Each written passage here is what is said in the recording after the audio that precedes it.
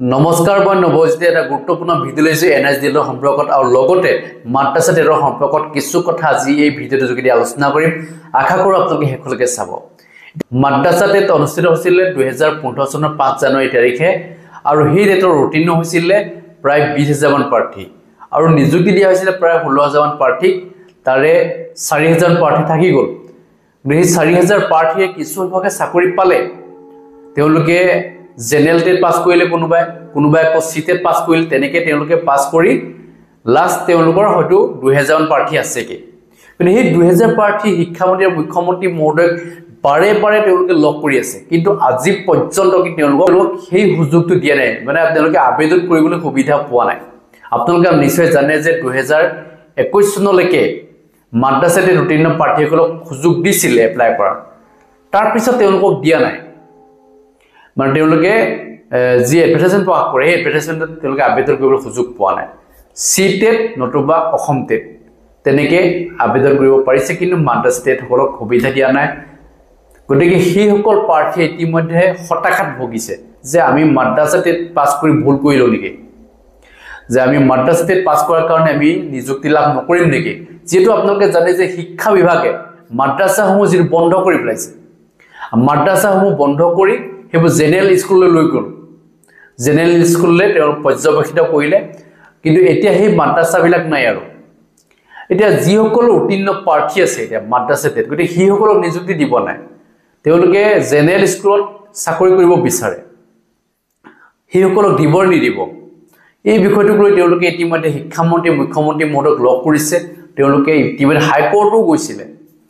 তাৰ পিছতো কিন্তু তেওঁলোকে আজি পৰ্যন্ত কিন্তু তেওঁলোকৰ কাৰণে কোন ধৰণৰ সুদুত্ব নোলালে গতিকে মই জনাব বিচাৰিছো যে যিসকল প্ৰাৰ্থীয়ে ইতিমধ্যে মাদ্ৰাসা টেট উত্তীৰ্ণ হৈ আছে তেওঁলোকক এটা সুযোগ দিব লাগে যাতে তেওঁলোকেও যাতে আবেদন কৰিব পাৰে তেওঁলোকে অনলাইন যোগে নোৱাৰিলো অফলাইন যোগে যাতে তেওঁলোকক সুবিধাটো প্ৰদান কৰে কাৰণ বহু প্ৰাৰ্থী আছে যি নেকি মানে তেওঁলোকৰ যথেষ্ট নম্বৰলৈ উত্তীৰ্ণ হৈছিল কিন্তু তেওঁলোকে আজি পৰ্যন্ত কিন্তু চাকৰি লাভ নকৰিলে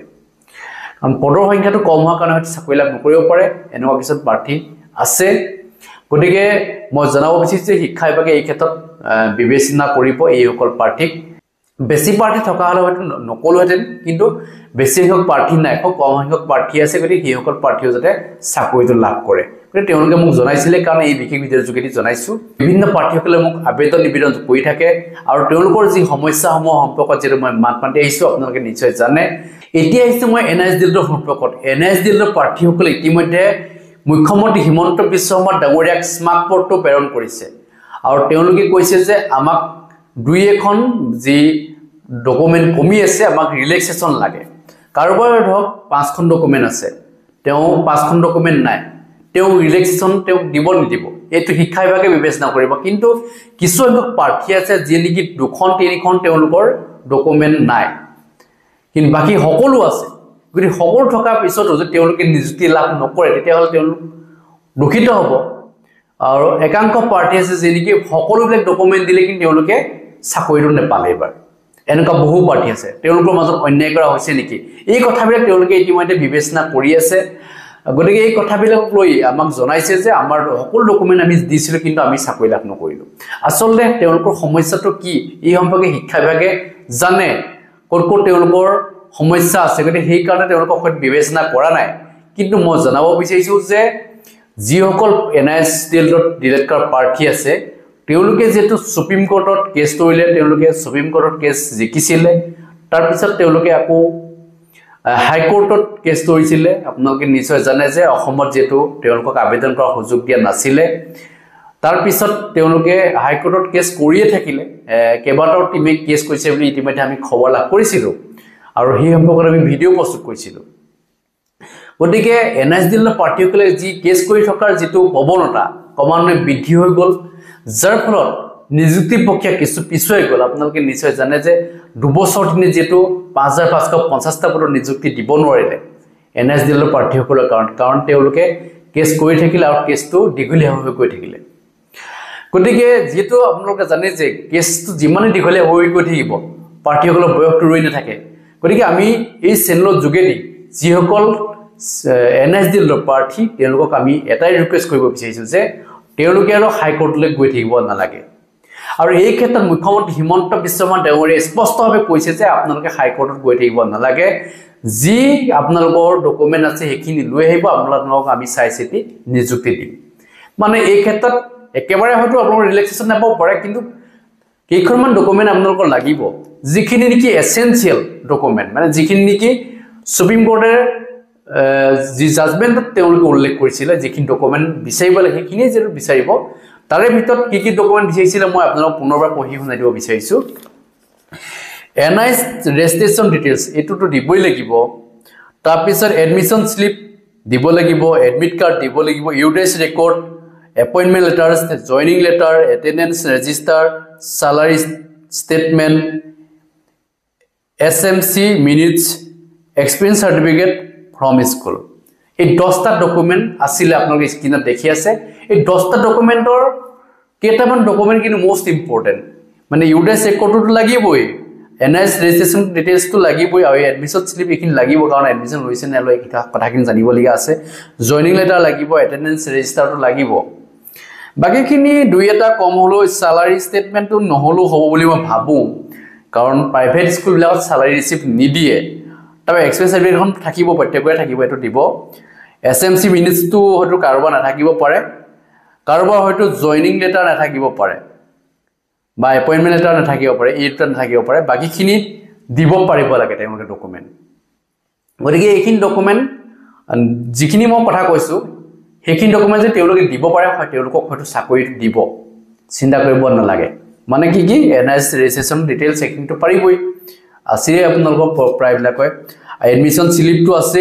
বহুতৰে কাৰোবাৰ হয়তো হেৰাই যাব পাৰে যা যিখিনি সমস্যা আছে ঠিক তেনেকৈ এডমিট কাৰ্ড কাৰোবাৰ আছে কাৰোবাৰ নাই এনেকুৱা ন হৈ আছে মানে তেওঁলোকে ভবা নাছিল যে মোৰ ডকুমেন্ট ইমানখিনি দৰকাৰ হ'ব তেওঁলোকে ভাবিছিলে যে মোৰ যেটো মই এখন সাৰ্টিফিকেট মোৰ আছে গতিকে মই বাকি এডমিশন স্লিপ মানে এটেন্ডেন্স ৰেজিষ্টাৰ এইবিলাক যে দৰকাৰ হ'ব তেওঁলোকে কেতিয়া ভবা নাছিলে কিছুমানে স্কুলত কৰিছিলে কিছুমানে স্কুলত কৰা নাছিলে কিছুমানে অলপ দিন কৰি তেওঁ ডিএলএড কৰিছিলে ছমাহ কৰিছিলে কোনবা হয়তো 3 মাহ কৰিবলে তেওঁলোকে NIS ডিএলএড কৰিলে আৰু তেওঁলোকক ইউডেস ৰেকৰ্ডটো দিয়া নাছিলে হয়তো স্কুলৰ ফালৰ পৰা হয়তো দিয়া নাছিলে কাৰোবাক দিছিলে যদিও সেইখিনি তেওঁলোকে জমা দিছিলে যদি তেওঁলোকে সেই মতে যেটো ইউডেস তেওঁ নাম্বাৰটো নাপালে NIS ফালৰ পৰা ইউডেস প্ৰভাইড কৰিলে এটোকও কিছুমান আছে কিছুমান স্কুলৰ ফালৰ পৰা ইউডেস ৰেকৰ্ড দিছে সেইখিনি ঠিকে আছে কিন্তু কিছুমানে দিব পৰা নাছিলে NIS ফালৰ পৰা প্ৰভাইড কৰিছিলে আৰু সেই নাম্বাৰটো ইউজ কৰিছিলে এটা স্কুলৰ পৰা দিয়া NIS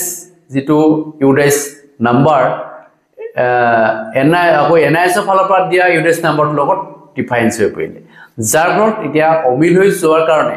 কিছুমানে চাকৰি লাভ কৰা নাই সেইখিনিও আছে গতিকে বহুখিনি সমস্যা তেওঁলোকৰ আছিল যেটো শিক্ষা বিভাগে আমি যেটো কৈছো যে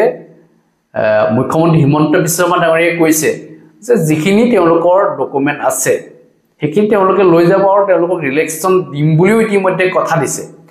গতিকে শিক্ষা বিভাগে বিবেচনা কৰিব আপোনালোকৰ কাৰণে বহুতেই টেনচনত ভুগি থাকিব নালাগে যে মই চাকৰি নাপাম নেকি মই NIS ডিএলএড হোৱাৰ কাৰণে মই মানে জীৱনত চাকৰি লাভ নকৰো বা মৰি যাম এই ধৰণৰ কথাও কোৱা শুনিছো যে মই মৰি যোৱাই ভাল যে মই ইমান দিন ওয়েট কৰিলো NIS ডিএলএড কৰিলো ভবা নাছিলো যে মই এনেকুৱা এটা দিন আহিব বুলি কোনোটো এক্সিডেন্ট কৰো বুলি নকৰে হঠাৎ যে এক্সিডেন্ট হৈ যায় এই কথাটো কোনো নাজানে গতিকে এক্সিডেন্ট হোৱাৰ আগতে আমি সাৱধান হোৱাটো উচিত গতিকে বহুতে সাৱধান হৈছিলে যাৰ কাৰণ তেওঁলোকে নিযুক্তি লাভ কৰিছে NIS ডিএলএড কৰাৰ পিছতো এনেকুৱা নহয় যে NIS ডিএলএড কৰা প্ৰাৰ্থীসকলে নিযুক্তি লাভ কৰা নাই কৰিছে বহুতে নিযুক্তি লাভ কৰিছে কিন্তু তাৰে মাজত কিছু সংখ্যক প্ৰাৰ্থীয়ে চাকৰি লাভ নকৰিলে তেওঁলোকৰ মনত এটা মানে দুখ থাকি গ'ল কাৰণ লগৰখিনিয়ে পালে তেওঁলোক থাকি গুচি গ'ল গতিকে বেয়া লাগে কিছুমানৰ এই কথাখিনি আমাক জনাইছে বহুতে কমেন্টত লিখিছে যে আমাৰ কাৰণে যাতে এবাৰ সুযোগটো যাতে দিয়ে 4500 পৰৰ তেওঁলোকে আবেদন কৰিছে কিছুমানে কৰা নাই মানে ৰিলেক্সেশনৰ ক্ষেত্ৰত কোন সময় ৰিলেক্সেশন দিব 4500 দিব নিদিব এই কথাখিনিও তেওঁলোকে জানিব বিচাৰে বা তেওঁলোকে পিছৰ যি নিযুক্তি প্ৰক্ৰিয়া হ'ব মই কৈছো যে আমি প্ৰায় 15000 পদৰ বিজ্ঞাপন প্ৰকাশ কৰিবৰ কাৰণে যেটো জনাই আছো কাৰণ এই ক্ষেত্ৰত NIS ডিএলএডৰ প্ৰাৰ্থী এজনো ৰৈ নাযায়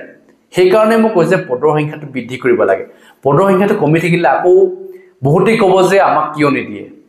আমি NS দিলটো হোৱাৰ কাৰণে আমাক ৰিজেক্ট কৰিছে নেকি বাকীসকলে পাব আমি কিয় নাপাম গতিকে আমিতো কোনো মংগল গ্ৰহৰ পৰা অহা নাই আমিতো বাংলাদেশী নহয় গতিকে তেওঁলোকে সেই কথাখিনি ক'ব বিচাৰে গতিকে মই জনাব বিচাৰিছে আপোনালোক কোনো বাংলাদেশী নহয় কোনো মংগল গ্ৰহৰ পৰা অহা নাই সব অসমৰে মানুহ একে তেজমঙৰে মানুহ বেলেগে নিজে চাব নালাগে নিজকে NS দিলে বুলি কৈ থাকিব নালাগে এটো বহুত বেয়া লাগে মানে মোক বহুতে ফোন কৰি কয় দাদা মই NS দিলটো হয় গতিকে কিজানি মই ফোন ৰিসিভ নকৰিম নেকি এনেকেও কিছানে ভয় কৰে বা ফোন নকৰে তেওঁলোকে মোৰ মনত তেনেকুৱা ভাৱ নাই NS দিলৰ ওপৰত কোনো বেয়া ভাৱ নাই মই NS দিলৰ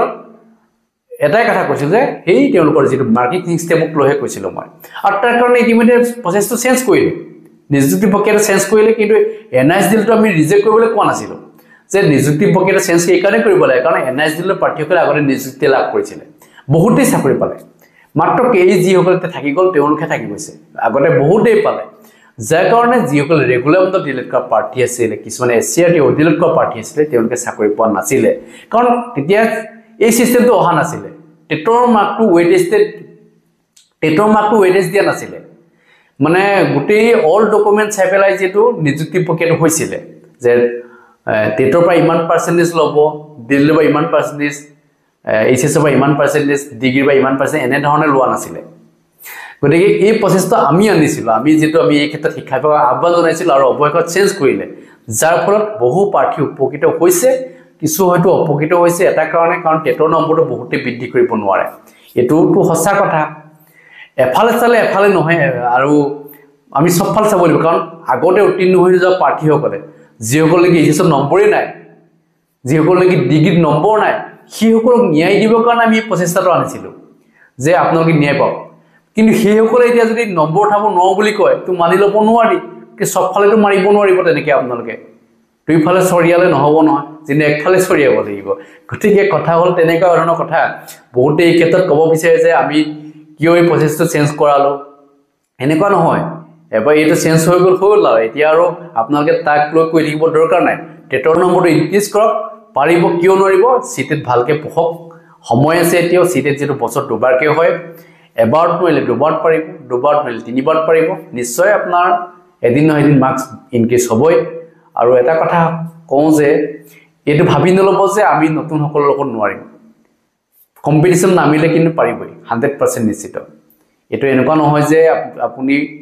কম পঢ়ে সেই সৰু সৰু লছিলৈকে বেছি পঢ়ে এনেকুৱা নহয় সমানেই পঢ়ে কিন্তু কৰবাত হয়তো আপুনি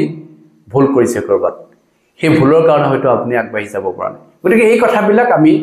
নিজকেও আমি শুদ্ধনি কৰি চাব লাগিব কাৰণ মই নিজকে চাওঁ মই কৰবাত হয়তো মোৰ দুৰ্বলতা আছে কাৰণে মই হয়তো চাকৰি লাভ কৰা নাই গতিকে এই কথাবিলাক ক'বলৈ আমাৰ লাজ নালাগে কথা হ'ল যে চেষ্টাটো আমাৰ লাগিবই চেষ্টা কৰিবই লাগিব এজন ভাল মানুহ হ'ব লাগিব চাকৰি কৰিলে যে মানুহ ভাল মানুহ হ'ব এনেকুৱা নহয় নকৰাকো ভাল মানুহ হ'ব পাৰি নকৰাকো আপুনি ভাল কাম কৰিব পাৰে সমাজৰ আৰু এদিন আপোনাক সমাজে স্বীকৃতি দিব আপুনি যে এজন ভাল মানুহ বুলি গতিকে সেইটোৱে লাগে আপুনি এটা চাকৰি কৰিলে বুলি যে গোটেই জীৱনটো চলিব পাৰিব জীৱনটো সুখেৰে যাব এনেকুৱা নহয় বিজনেছ কৰি বহু মানুহ চলি আছে এনেকুৱা নহয় যে চাকৰিয়ে মানুহৰ জীৱন এটো নহয় আজিৰ যুগত হ'ব পাৰে মানে চাকৰি লাগে হয় লাগে কিন্তু কেতিয়াবা এনেকুৱা লাগে যে চাকৰি আমাৰ গোটেই জীৱন নহয় এনেকুৱাও লাগে কাৰণ বিপদৰ সময়ত কেতিয়াবা সেই চাকৰিৰ জনে আগবাঢ়ি নাহে এজন দুখীয়া মানুহে আগবাঢ়ি আহে কিন্তু বিপদৰ সময়ত এই কথাখিনি ক'লো আজি ভিডিঅ'টো সামৰিছো ধন্যবাদ জয়